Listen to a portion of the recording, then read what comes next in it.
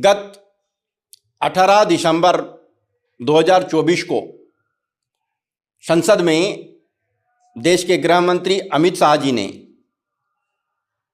दलित वर्ग जिसे भगवान मानता है डॉक्टर BR अम्बेडकर जी, उनके बारे में बहुत ही गलत तरीके से टिप्पणी कर दिया। अम्बेडकर अम्बेडकर अम्बेडकर जितनी बार नाम लेते हैं उतनी बार भगवान का नाम लेते तो 7 जन्मों तक स्वर्ग मिल जाता।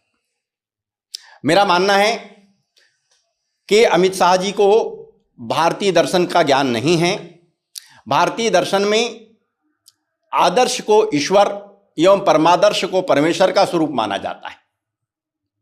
जिस दलित समाज ने नरकमय जीवन जिया है, जहाँ अंधियारे में रहते थे, गंदी बस्तियों में रहते थे, उन्हें अंबेडकर जी ने आरक्षण आदि की सुविधा दे करके मुख्य धारा से जोड़ा और अब ये विकास पथ पर आगे बढ़ चुके हैं। तो उन्हें लगता है स्वर्ग से, नर्क से निकलकर स्वर्ग में आ गए हैं।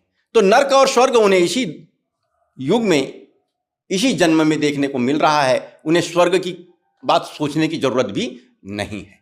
तो जिसने उन्हें नर्क से निकाला उसे वे भगवान मानते हैं। जय भीम कहते हुए सोते हैं और जय भीम कहते हुए जागते हैं।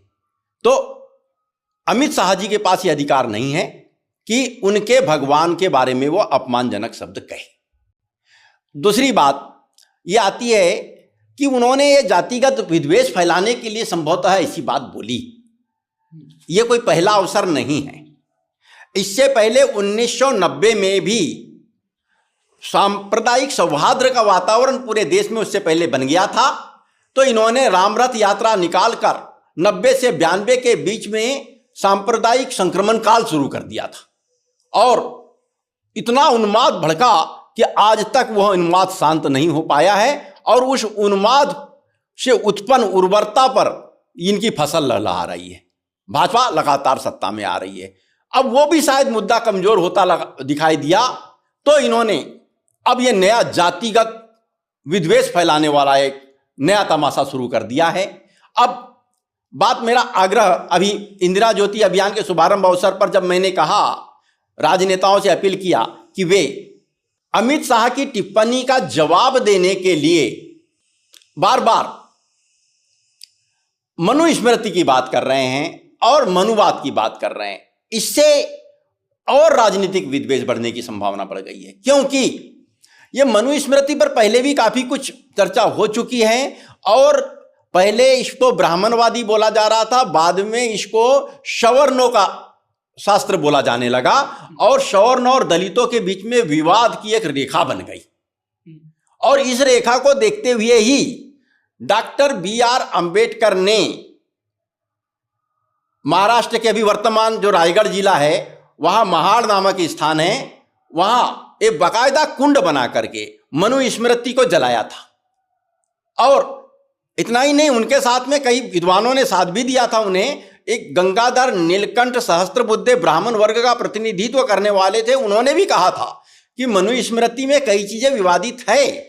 मेरा मानना इसमें यह है कि मनुस्मृति, जो महाराज मनु के बारे में कहा जाता है प्रथम पुरुष, तो जो मनुस्मृति उन्होंने उस समय जो लोग थे उनको नियमों में रखने के लिए बनाई थी, तो उसमें 300 कुछ श्लोक बताए गए थे। 327, कोई 322 बताता है, कोई 340 तक बताता है, ये विद्वानों ने बताया है। तो उस समय में जो काल का बोध होता है उसमें उन श्लोकों को देखने से समझ में आता है कि उस समय की हैं, नियम दिए गए थे। उस समय उन्होंने काम का वर्ण करने के लिए बोला था, वर्ण व्यवस्था नहीं दिया था, जातिगत व्यवस्था थी ही नहीं। उसके बाद में विद्वानों ने बोला है कि वो वैदिक मनुस्मृति थी और उसके बाद जो मनुस्मृति आई है वो पौराणिक है। पौराणिक मनुस्मृति में 2684, किसी में 2964, तो किसी में एक ऐसी मनुस्मृति भी सामने आई है जिसमें 3339 श्लोक है। तो इतने श्लोक आ कहां से गए? और उसमें काल का बोध होता है, किसी में 14-15वीं शताब्दी तक के का काल का बोध हो रहा है। तो ये मनु के टाइम की तो नहीं हो सकती। तो ये विवाद का कारण है। अब ये मनुस्मृति को मान्यता कैसी मिली, विवाद का कारण कैसे बना, ये एक बात है। ब्रितानी जब हमारे देश में आए तो उन्होंने देखा कि मुस्लिमों के लिए कानून तो सरिया है, लेकिन हिंदुओं के लिए क्या है। तो उन्हें काशी के कुछ पंडितों ने बता दिया कि हिंदुओं का जो नियमावली हिंदुओं की है वो मनुस्मृति में है, और उन्होंने मनुस्मृति को ही हिंदुओं की नियमावली मान करके उसको कानून के रूप में उपयोग करना शुरू कर दिया, और सजा भी हिंदुओं को देते थे तो मनुस्मृति के आधार पर देने लगे। और एक अंग्रेज विलियम जोनास ने तो बाकायदा उसको अंग्रेजी में ट्रांसलेट भी कर दिया। उस समय बहुत ज्यादा मनुस्मृति चर्चा में आ गई, तो ये अंग्रेजों की देन थी।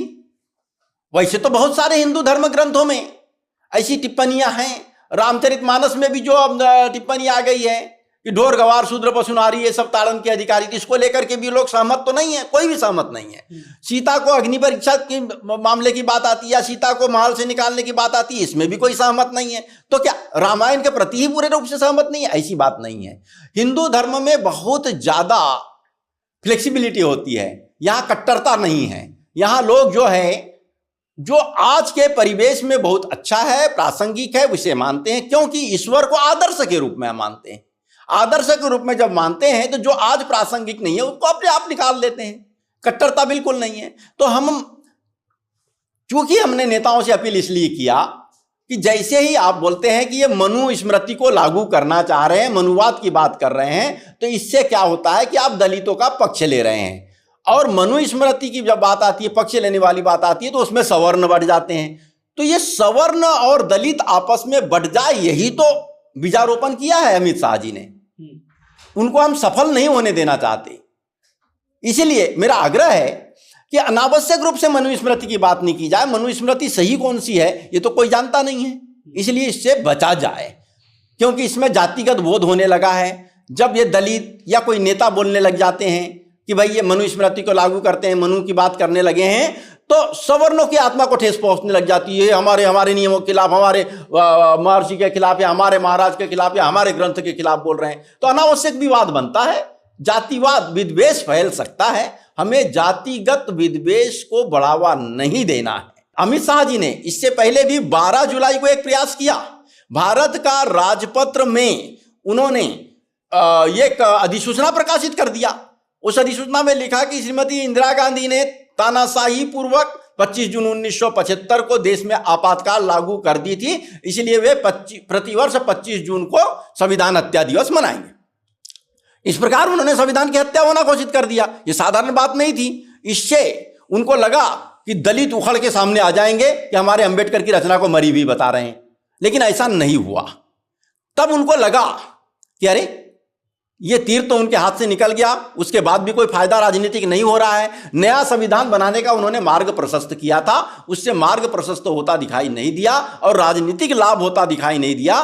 तो उन्होंने जिस तरीके से 1990 में लालकृष्ण आडवाणी जी ने रथ यात्रा निकालकर सौहार्दता का बना हुआ वातावरण था उसको बिगाड़कर सांप्रदायिक उन्माद में बदल दिया, उसी प्रकार उन्होंने जातिगत विद्वेष को बढ़ाकर राजनीतिक लाभ लेने के लिए अंबेडकर के नाम पर गलत टिप्पणी की है। इसीलिए मेरा लोगों से बार बार आग्रह है, नेताओं से बार बार आग्रह है, दलित वर्ग से भी बार बार आग्रह है कि वे जातिगत टिप्पणी एक दूसरे के खिलाफ न करें। राजनीतिक स्वार्थी लोग इस टाइप के चाल चलते रहते हैं, उससे हमको हर हालात में बचना पड़ेगा, और यदि हम इससे नहीं बचते हैं तो निश्चित रूप से हमें नुकसान हो सकता है।